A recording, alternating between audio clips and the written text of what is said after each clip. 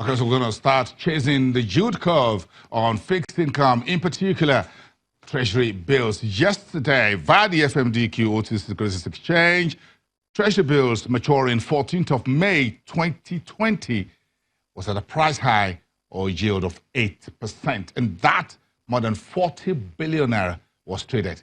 Very interesting scenario. So let's get to Ramat Baba, who is, you can see that that's for the bonds market. Take that away. Give me the Nigeria Treasury bills, just a quick one there. And you can see, we just need to let you see almost 43 billion naira was traded in 45 deals for this Treasury maturing 14th of May next year, 8%.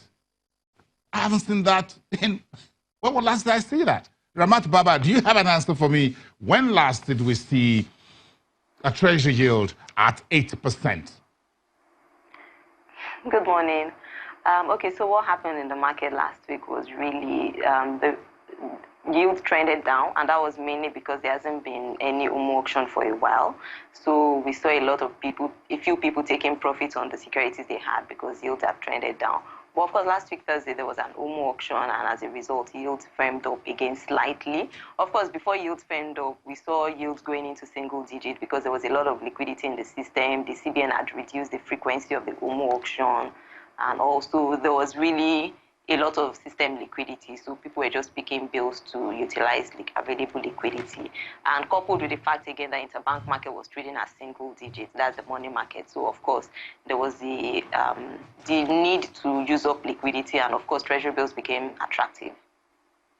Ramat, you are the chief dealer for fixed income at FBN Quest Merchant Bank. So yesterday with this 8% on a bill maturing May next year, what does this tell you about the new direction for yield curve on Treasury bills? Okay, so no doubt yields are on the downward trend. At the auction last week, because that's the latest auction, so I keep referring to it, at the UMO auction last week, we saw the one-year paper stopping at 12.5% levels. But of course, most people didn't win at 12.5%. Most people won at 12% and below. Even though we saw yields firming up slightly and all, liquidity remains high, to be honest. And because there's no retail auction this week, there's a primary auction. There's supposed to be a primary auction tomorrow, but of course that will hold on Thursday.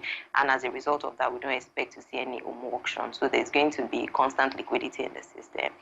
Yields will continue to remain low. Even in the bond markets, we saw after the primary auction last Thursday, we saw yields trending, last Wednesday, sorry, we saw yields coming down significantly. In fact, most bonds came below 14% levels.